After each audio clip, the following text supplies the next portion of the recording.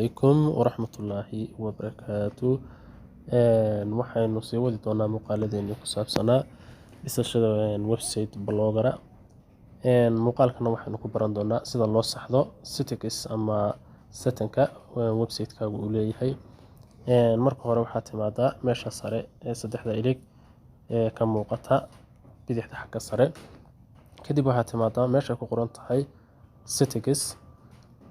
kadib settingka waa halkan area dhan waa settings ama meesha la yiraahdo settingka laga habeeyo website-kaaga. si aad website-kaaga halkan ugu habeeyso ugu horeyn xag sare ka soo bilaabana xaggan waxay noogu qoran magacee website-keena wariya ku qoran. okay, halkan waxaad ku soo qortaa description-ka ama meesha markii ugu horeysay ayaynu qornay. laakiin halkan waxaad ku qorataa description-ka sida waxaad ku qortaa description-ka website-kaaga aad kaga hadlaysid wuxuu yahay. meesha xigta waa blog language ha ku ahaado English-ka ha ku ahaado iska daa. okay, labadan option iyaga labadaba ha ka xidhnaadaan, labadaas waa muhiim inay ka xidhiyaan labaduba. favicon waan soo baranay oo waa meesha laga soo geliyo website-kaaga laga soo geliyo loogadiisa oo hore ayaan u soo baranay. haddii ka socono option-kan ha ku furnaado isaguna waa si wax laga heli karo search engines ama meelaha kala duwan ee laga soo raadiyo website-kaaga. option-kaas ha ku furnaado. option-kan ay ku qoran tahay isaga blog address waa website-kaaga address-kiisi hadda san ayuu qoran yahay. domain-ku weli maaha domain aynu intaa ka qaadnay dhexda ama waa domain weli aynan u iibin .com ama .net kulba waxaad iibsanaysid. meeshan ayaa looga iibiyaa website-ka marka domain loo iibinayo. muuqaalada soo socday kaga hadli doona iyagana sida domain loo iibsado inagoo si live waliba iibsan doona insha Allah. option-kan labaad ay ku qoran tahay https directna waa khasab inuu ku furnaada. okay, meeshan ku qoran tahay permission waxa jirta waa meel aad kaga soo diri karto kan sare hadaa ku dhufto in ku qoran tahay blog admin-ka hadaa ku dhufto hadda waxa ku qoran waxa admin-ka ah keliyata email-kan ku sameeyay oo kana ku sameeyay. qof kale waan ku soo dari karaa si isaguna post-iyo u soo geliyo macnaha users kala duwan ayaa isticmaali karaa. kolka waxaan sameeyay markaan soo geliyo halkan ayaa noqon doonta pending-ka iyo email-ka qofka aan geliyo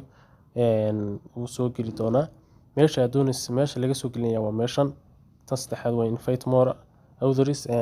ku dar qoraa kale ama wax ka qor qof wax ku soo qori kara laakiin kaliya qofkaas wax arki doonaa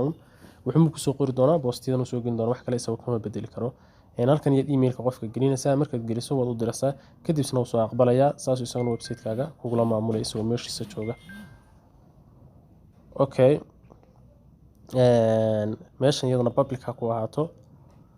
okay, ka soco inta kale waa iska hide soo dhaaf.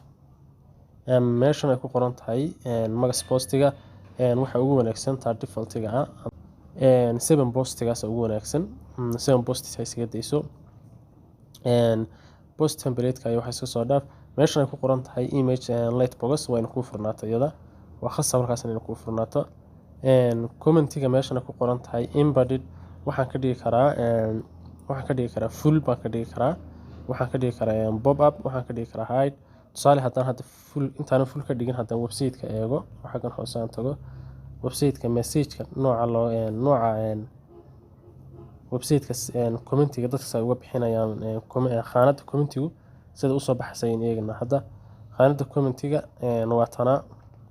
waa tan ku qorantay meesha ku qorantay post comment meesha ku qorantay weeyaan. haddii aynu ku noqono setting-keeni waa aynu ka dhigno full page wala eegno waxa dhacay kadibna aan save niraahno kadibna aan ku soo noqono website-ka kadibna aynu refresh naayo hoos soo jiidno waxaynu eegnaa say noqoto khaanada waa kaasa laba dhanba waa gaarsiisan yahay oo waa buuxsamaya. haddaynu ka bedelno oo haddana u bedelno full page haddaynu ka dhigno hide haddaan tusaale saaro oo save iraahdo kadibna aynu eegno bal waxa dhaca. okay, hide baan idhi marka hide maxaa dhacay meesha comment-igi waa ka baxay oo comment kuma jiro sina arkayno. marka hadduu comment-ka hide gareysan yahay si post-iga comment looga bixin karo meeshan setting-ka ku soo laabo kadibna waxaad timaadaa meeshan ay ku qorantay comment hide-ka meeshaas meesha hide-ka waxaad ka dhigataa ani full page baan inta badan ka dhigtaa pop up-na waa ka dhigan kartaa mid soo boodaysa save dhe taasina iyaduna waa mid iska fudud oo saa usoo dulmari doontid cidda haddaba comment ka bixin karta website-kaaga ayaa halkan ku qoran waxa ugu wanaagsan oo la isticmaalo inta badan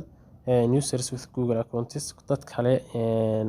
Google account sida macnaha Gmail dad kale ayaa ka bixin kara halkan anyone waa ka bixin kara waad ka dooran kartaa laakiin kaas waxa ka wanaagsan dad kale Gmail-ka meel loo raacay hadii wax khalad ay yimaado halkanna hadda dooratay waxa weeye only members of this blog macnaha waa dadka ku jira subscribe ku siiyay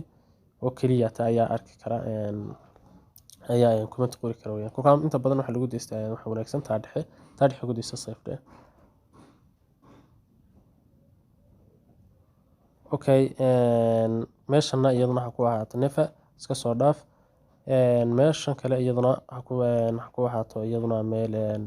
iyana meeshaas ku ahaato on okay kor soo dhaaf halkaas soo dhaaf meesha email-ka post usage email